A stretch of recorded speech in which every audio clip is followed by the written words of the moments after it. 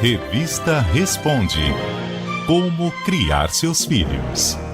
E parece que é combinado nesse programa, mas nada é combinado, é um flow aqui danado. E a gente fala agora, nesse Revista Responde, Como Criar Seus Filhos, de conversas entre gerações, né? Mães que inspiram suas filhas, que trazem esses legados para a criação de suas filhas. E eu trago duas gerações aqui que para mim são particularmente muito emblemáticas, porque eu converso com uma psicanalista, uma estudiosa e uma especialista em crianças, adolescentes e famílias, que é a doutora Blenda Oliveira. Doutora Blenda, boa tarde. Boa tarde, Pétria. Boa tarde, ouvinte. Uma alegria estar aqui, viu? Uma alegria imensa, ainda mais para falar desse assunto em particular. A gente que já conversou algumas vezes aqui no Revista, né, doutora Blenda, sobre saúde mental, comportamento. Mas esse em especial é fascinante. E nós estamos também em contato com a filha da doutora Blenda. Essa menina que é um sucesso, ela não só é influenciadora digital, mas é empresária. Ela abraça várias causas que são importantíssimas, ainda mais para pessoas da nossa geração, influenciando outras gerações. E ela está aqui com a gente também, a Mica Rocha. Mica, boa tarde. Boa tarde, Pétria. Boa tarde, ouvintes. Boa tarde, mãe. Não estamos juntas. Ô, Mica, e você que também é mãe, né? Mãe de duas meninas, né? Eu sou mãe de duas meninas, gente. Eu sou mãe da Luísa, que tem 2 anos e 8 meses, e mãe da Olivia, que vai fazer 7 meses. Eu quero começar fazendo essa entrevista e perguntando para você, Mica, que tem uma posição que é muito desejada, né, como profissão, como personalidade, como profissional, mas o que faz na tua construção de vida, de ética, de influenciar os outros, o que a tua mãe te trouxe como legado, tanto como mãe, como psicanalista, como estudiosa também do comportamento? Tem algum ponto que você acha que é importante para os nossos dias de hoje? Nossa, tem muitos pontos, Petra. Meus pais são referência para mim, na minha educação, né? Tudo que eu aprendi, dos meus valores, como você falou, na ética, ética em casa, com os amigos, na escola, no trabalho, na vida, né? Eu acho que os pais passam isso pra gente de maneira quase que natural, né? Porque são nossos valores, é o que está dentro da gente. A ética é uma coisa muito forte na minha casa, né? Eu tenho 2 irmãs, a Gabi e a Carol, e começando por aí, né? Relação entre irmãos, que a gente está falando como criar filhos. Meus pais nunca deixaram a gente falar mal de uma irmã, de outra irmã, fazer fofoca, chegar para um pai e uma mãe e falar mal da outra. Eles nunca permitiram esse tipo de comportamento dentro de casa. Então, isso foi muito forte para mim desde o começo. Se eu tenho algo para falar para alguém, eu tenho que falar na cara dessa pessoa. Tudo bem que com a minha imaturidade eu fiz isso bastante na minha vida, agora eu tô mais calminha, tá, gente? Eu fui um pouco além. Mas eu aprendi a ser sincera, eu aprendi a me comunicar. Na minha casa a gente era muito estimulado a se comunicar, a falar como a gente se sentia. E meus pais usavam, né, esse tipo de educação de que a gente tinha que dizer a verdade, a falar para a pessoa que a gente estava sentindo e não guardar ou não fazer fofoca. Então, essa coisa da ética dentro de casa sempre foi muito forte, né, mãe? Que lindo isso, Mica. Forte. Incentivávamos muito que todo mundo pudesse se colocar naquilo que pensavam, naquilo que estavam vivendo, e eu acho que o ganho disso é muito grande. E sabe, doutora Blenda, eu percebo isso quando a gente faz essa conversa entre gerações, principalmente os filhos que tiveram essa construção da intimidade, do respeito em relação ao que pensam, são os filhos que são os mais apaixonados pelos pais, né? Que tem como a Mica trouxe, assim, esse sentimento de honra em relação enfim, a pai e mãe e tudo mais. Eu queria te fazer uma pergunta em especial em relação a isso. Eu vi outro dia, inclusive uma especialista de psicologia postou nas redes, achei tão bonito, eu falei, vou levar isso para a doutora Blenda, porque ela falou assim, uma das melhores atitudes dos pais em relação à educação dos seus filhos é investir no seu próprio processo de desenvolvimento. E aí, como é que fica essa questão, doutora, para você que teve as 3 filhas, agora tem as netas, vê também a Mica como ela age com os seus netos, porque tem esse diálogo de gerações, né? O trabalho de si e não jogar tudo para a educação dos filhos como se eles tivessem que responder para a gente alguma coisa. Sim. Olha, Pétria, eu fui mãe muito jovem, né? Quando eu tive a minha primeira filha, eu tinha 21 anos, e quando a Mica nasceu, eu tinha 26 anos. Então, eu fui mãe muito jovem. E confesso que eu não tinha a menor ideia do que a grandeza de tudo isso. As coisas foram acontecendo. E eu entendi, isso aí eu entendi rapidamente, porque eu estava na faculdade de psicologia, que eu só ia conseguir educar minhas filhas dentro daquilo que eu acreditava se eu também estivesse com a minha saúde mental sendo tratada, né? E eu sempre investi muito em mim, no sentido de autoconhecimento. Várias vezes eu passei muitos apertos como mãe. Várias e várias vezes eu não sabia muito o que fazer, nem eu, nem meu marido. E eu sempre tive pessoas que me deram ajuda nisso. Eu sempre procurei ajuda de especialista, eu lia, eu ia atrás, porque eu era muito jovem, eu não tinha, a gente com 21 anos não sabe direito o tamanho dessa tarefa tão imensa que é a maternidade e a paternidade. Então, eu tive muitas ajudas e tive muita ajuda do meu marido também, porque a gente era bastante alinhado em relação à educação das meninas, e isso facilitava muito, porque a gente conseguia amparar o outro nisso. E eu até hoje tenho isso muito claro. Eu acho que a saúde mental dos pais determina muito a saúde mental dos filhos, né? Quando a gente tem uma saúde mental tratada, acolhida, a gente consegue exercitar esse papel de mãe, de pai, com um pouquinho mais de facilidade. Eu falo um pouquinho porque esse papel é sempre muito difícil, né? Eu brinco que ser mãe, para mim, foi, se eu fosse escolher uma palavra, eu diria que foram tentativas. Eu fiz muitas tentativas de ser uma mãe ok. E algumas delas eu fiz bingo, outras não, né? Mas eu acho que me ajudou muito eu ter interlocutores, né, para poder discutir os momentos que eram muito difíceis.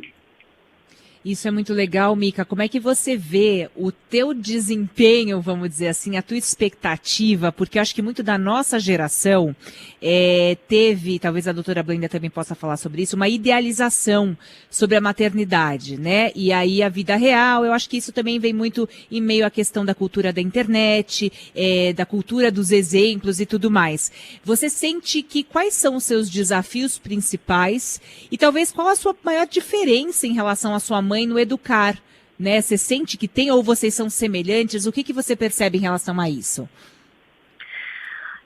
São dois pontos, né? Hoje eu acho que a educação, ela tem muitos estímulos, como você falou na internet, ela tem muitas cobranças, né? Tem essa militância que eu sou completamente contra de como você tem que ser, né? A mãe perfeita amamenta, a mãe perfeita tem parto normal, a mãe perfeita faz aquilo, faz isso. E é um show de maternidade no Instagram que muitas vezes não se faz nada daquilo dentro de casa, né? Então você já vê como as pessoas querem se comportar diante das redes sociais e como elas são em casa. Isso eu tenho pavor. Né? Eu não quero que minhas filhas olhem para mim e me vejam como uma pessoa nas redes sociais e outra pessoa dentro de casa.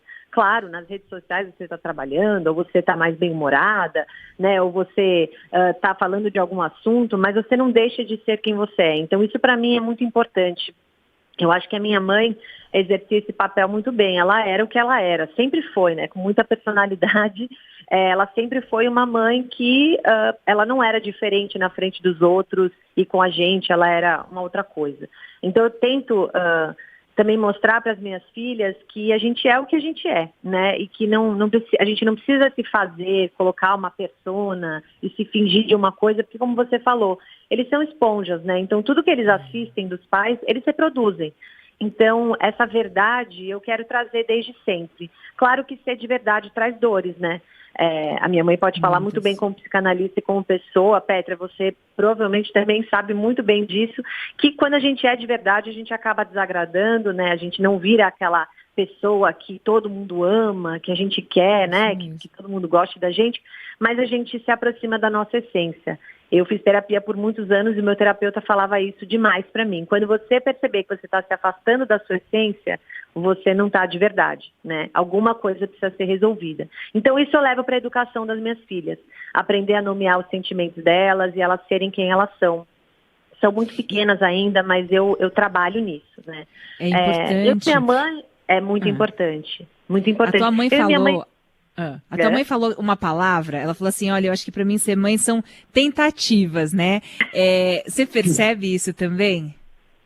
Nossa, gente, é muito difícil ser mãe. Mas assim, é muito difícil mesmo. As pessoas falavam que era difícil, mas é prova do líder todos os dias, sabe? Já que a gente está na era BBB, é assim, você vai ganhar hoje a prova do líder, hoje eu ganhei, amanhã eu não sei, entendeu? Aí tem a prova do anjo, não é? Tem a prova do anjo entre meu marido e eu. Vamos ver, né? Quem que dá o anjo para quem hoje?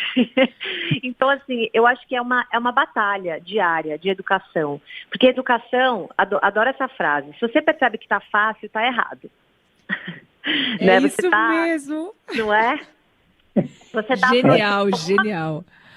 Agora, doutora Blenda, nesse desafiador. sentido, quando você está vendo assim a Mica, e isso eu queria também falar da construção do respeito, né? Porque muitas vezes a relação é muito boa de mãe e filha, muitas vezes ela não é tão boa, é um pouco mais afastada, enfim, não tem regra, não tem bula para isso.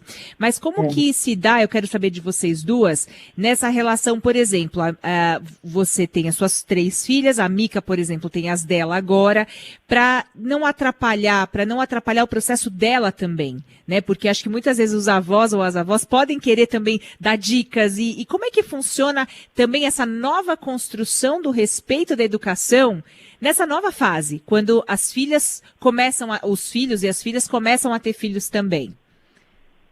Olha, é uma fase bastante diferente e eu consigo, não é, observando elas como mãe, consigo perceber muito claramente que elas fazem algumas coisas de uma forma muito melhor daquela que eu fiz, né?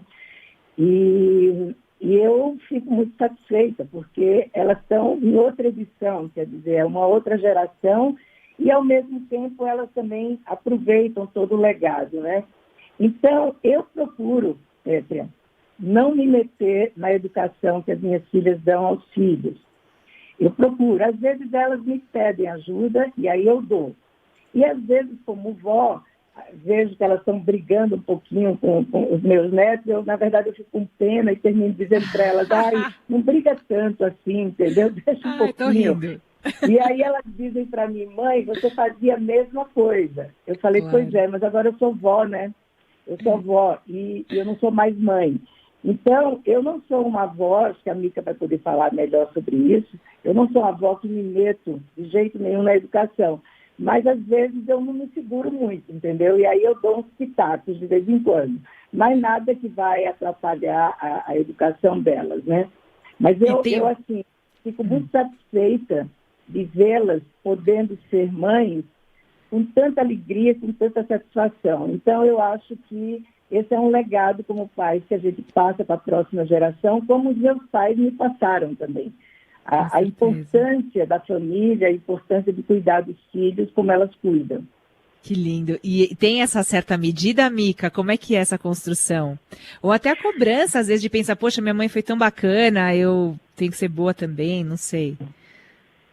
Eu digo que é alto ali, né? O padrão de qualidade da onde eu vim. Então, a gente tem que comer muito feijão com arroz, realmente. Porque é muito difícil, né? A gente, como filho, não tem ideia da dificuldade, do desafio que é criar os filhos. E quando você se torna mãe e pai, você dá muito valor aos seus pais, né? Esse é um caminho que acontece, né? Você fala, nossa, minha mãe, coitada. E eu tripudiava, e eu dei trabalho, eu falava não, eu fazia isso e ela continuou lá. Então você vê que existe esse valor muito forte, né? Quando você passa, quando você sente na pele. Mas a minha mãe, de fato, ela é uma pessoa muito livre, né? Ela é sagitariana, né, gente? Quem tem mãe sagitariana sabe. Você é o quê, Mica? Já que entramos nessa editoria. Nossa Senhora, deve ter rolado umas briguinhas aí, hã? Ah, com certeza. Você é o quê, Pétria? Agora, Leão, amiga. maravilha. Minha filha é leão, Nossa, minha mais jura? nova. Maravilhosa. A gente vai fazer uma a minha entrevista mãe sobre isso. eu vou amar, eu vou amar. Mas a minha mãe é um ser humano livre, né? Nas relações dela, ela é livre. Ela também nunca foi uma mãe que se intrometia, claro, se intrometia no que era importante, aí claro que sim, mas nunca foi uma mãe que, não vai, filha, eu vou morrer de saudade, não, almoça comigo, janta comigo, fica comigo. A minha mãe nunca foi essa pessoa, né? E eu até achei estranho num determinado momento da minha vida, porque eu falava, nossa, minha mãe é muito livre, as mães das minhas amigas grudam, ligam 10 vezes por dia. Poxa, por quê? Hoje eu entendo que a maioria das nossas qualidades veio da nossa liberdade, né? Então, veio da nossa liberdade de ser, de ir e vir, né? Aquele clichêzão, mas é verdade, os pais dão asas para a gente voar e o porto seguro para a gente voltar. Então, foi isso que ela fez muito bem, né? Nossa, demais, e eu acho que ela reproduz isso como vó, claro, com um pouquinho mais de açúcar, sem reclamar da toalha molhada na cama e nem da bagunça no quarto. Ai, que máximo. Legal. Mas ela entende que os netos também têm que ser livres, assim. Então, eu acho que é uma relação que acaba sendo muito mais saudável, sabe? Rapidinho, porque infelizmente o rádio tem um tempo assim que eu falo que a gente entra numa bolha, né, numa cápsula que transporta a gente não vê passar.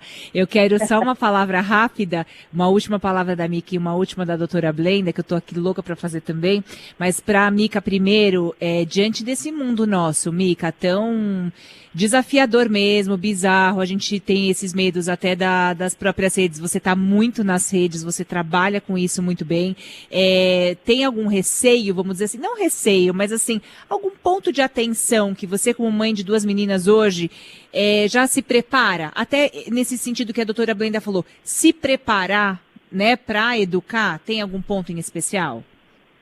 Eu acho que o excesso das redes e a cobrança, né? A rede social hoje tem muito filtro, todo mundo está muito lindo, muito perfeito. Eu, quando fui adolescente, eu me cobrava muito esteticamente, isso era uma coisa extremamente tóxica para mim, já falei bastante no livro que eu escrevi sobre isso. E eu não gostaria que as minhas filhas entrassem nessa estrada. Gostaria que elas usassem com consciência, as redes sociais vão estar aí, o mundo digital, não tem como você tirar isso da vida das pessoas, mas eu gostaria que elas confiassem nelas, e é isso que eu estou trabalhando, a autoestima, sabe? Para elas usarem felizes o digital e não com essas cobranças extremas. Maravilhoso, acho que eu também tenho essa pegada muito forte. E a minha última pergunta para a doutora Blenda é a seguinte, doutora, tem algum momento que a gente descansa? Que você fala, nossa, agora tá bom, agora só tá bom, não tem mais preocupação. Assim, agora, entendeu? Tem algum momento? Tem, eu acho que a gente tem alguns momentos, eu tenho muitos momentos que eu e meu marido olhamos para trás e dizemos, missão cumprida. Mas a gente, quando é mãe, depois avó, a gente nunca mais, a gente é livre afetivamente, né? O amor sem compromisso e o amor carrega preocupações sempre. Então, eu aprendi a lidar com isso. Eu acho que tem momentos muito tranquilos, mas a maior parte do meu tempo é um tempo inquieto, porque é um tempo que a gente ama. E quando a gente ama, a gente está no fronte, a gente está responsável pelas conexões que a gente quer manter, né? Então, eu acho que a gente só vai ter sossego quando a gente não estiver mais aqui. Enquanto a gente está aqui, a gente vai ter inquietação sempre. Maravilhosas as duas. A gente sempre fala muito aqui no programa sobre curadoria, viu, doutora e Mica? A gente fala sempre muito aqui no programa sobre curadoria, né? Do que vale a pena a gente seguir nas redes. Tem muitas coisas, né? A gente, como jornalista, tenta buscar pessoas interessantes nesse mar vasto de opiniões, de exposição, de mercado também. E é uma alegria poder seguir vocês duas. Por isso mesmo que eu quis muito trazer essa conversa de mãe e filha, porque são valores legais, importantes, construídos na leveza, como vocês falaram, mas de uma forma muito profunda. Então, eu queria agradecer muito a doutora Blenda Oliveira, mais uma vez por estar aqui no Revista CBN com a gente, psicanalista. Um beijo grande, doutora, e até uma próxima. Um beijo grande, obrigada. E também esse vulcão, que é a Mica Rocha. Adoro seguir você nas redes, já acompanho seu trabalho há muito tempo e acho muito bonito também essa construção, né, Mica, como você falou, de uma nova mulher que valoriza, assim, beleza, mas desconstrói isso, tem bom humor, traz vida real, um pouco de tudo. É muito legal para essa construção dessa mulher. Um beijo grande e até uma próxima, Mica. Obrigada, Petra, eu sou sua fã, viu? Parabéns pelo seu trabalho. Obrigada pelo convite. Gente, essa conversa linda, vocês podem reouvir várias vezes, mandar para outras mães e pais, tudo no site da CBN, a Mica Rocha e a doutora Blenda. A doutora Blenda, inclusive, contou, né? Tem mais 2 filhas, então tem muita história para contar e a gente promete trazer elas mais vezes aqui no Revista CBN.